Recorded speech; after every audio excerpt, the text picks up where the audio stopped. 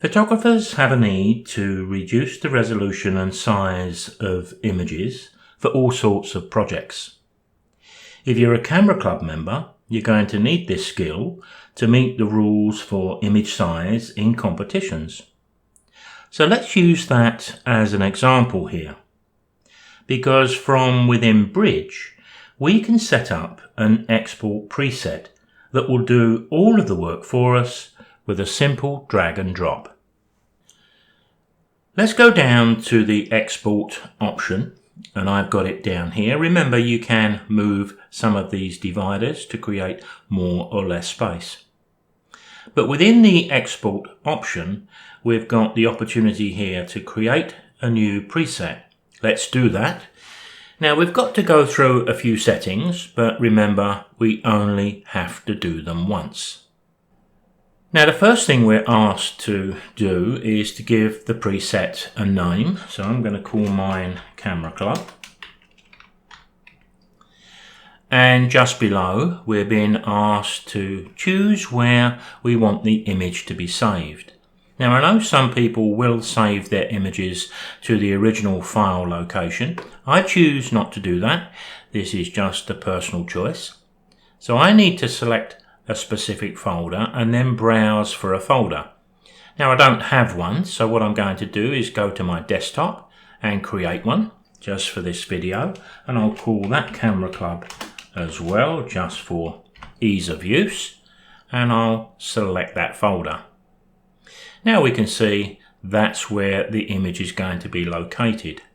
I don't need to save to a subfolder, and I'm not concerned about conflicts. The next issue, and it's already set by default, is that the format is JPEG. That's the format the Camera Club is going to require. There are some others here, but JPEG is correct. And the extension, I'm not too concerned what's shown there. Image quality, I think a level 12 maximum is going to meet all our needs. As we scroll down, the next part is quite important, because when we get to this section, I want to resize the image, because Camera Club competitions state that we should submit images which are JPEGs. They should be no longer than 1920 on the width and 1080 pixels in height, and generally they'll tell us that they shouldn't be more than 2 megabyte in size. So at the moment I'm asking it to resize to fit the long edge. Well, that's not going to work for what we want here. So from these options I need to select both the width and the height. And in these values, if they're not already in there for you, you can see I've got 1920 in the width, 1080 in the height.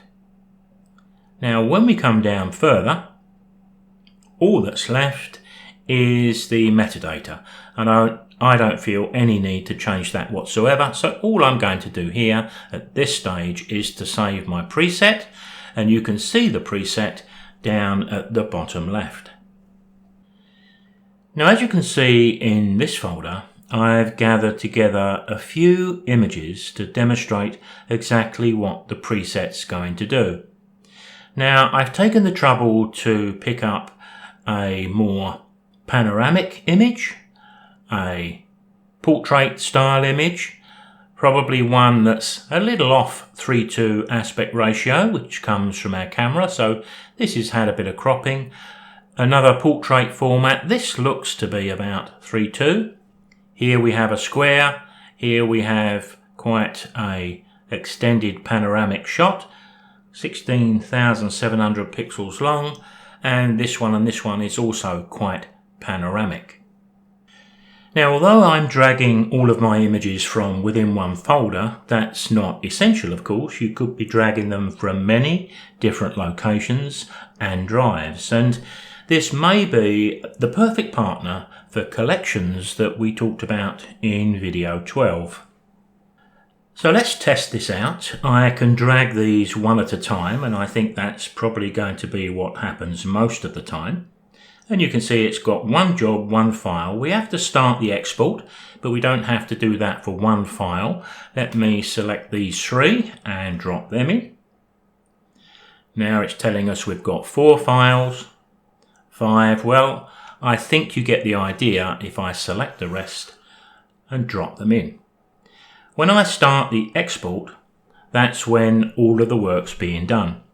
If we've set up the parameters right, they're being resized correctly for Camera Club competitions, and they're being placed in the folder that we created, in my case for this video, on my desktop. So I'm going to navigate to the desktop now, and we're going to take another look at these images. Just before we leave here, take a quick look at the pixel value of these images. 6,000, 3,000 pixels, 8,000 pixels, they're all very varied. Now if we look at the image at the top left, we can see that in this case the software has made sure that we do not break Camera Club rules by creating an image 1920 pixels on the long side. But of course, because of the format, the aspect ratio of the image, it cannot meet the 1080, but it makes a choice for us, and the choice is the right one. Look at the image on the right of that, the portrait format. Here again it's done exactly what we want it to do. Here it recognizes that this is a portrait, and it's given us the long side effectively in the height, which is correct, 1080. Moving on to the bird, you can see again that we've got the height set at 1080. Because of the aspect ratio of the image, it cannot make 1920. If it did, then the 1080 would be greater. So it goes for the lesser of the two, perfect for our needs. Now I could go on, but you can see for yourself all of these have been sized perfectly, including the square, because the square can now take all of the pixels vertically that we need, and we can go to the maximum we can get away with the square, which is obviously 1080. The long panoramic image, again, you can see that it's resized that down to 1920 by 604. Now, I think this is going to save Camera Club workers a whole heap of work, and of course it's open to many other projects as well. Now, as I bring this video to a close, something we need to bear in mind. Firstly, we can make as many presets as we need. We may want to adjust an already made preset, and of course there's going to be a time when we want to delete a preset. And unlike collections, of course, all of these images in this folder are copies, and of course we would never do anything different when we're reducing the size. But coming down to my Camera Club preset, if I decided that I wanted the same preset settings but a different location, if I double click, then I'm straight back into all of the edit presets, and I can change one or all of them if I needed to. And when I want to get rid of the preset here, all I've got to do is highlight it and click the bin. I'll see you in the next video.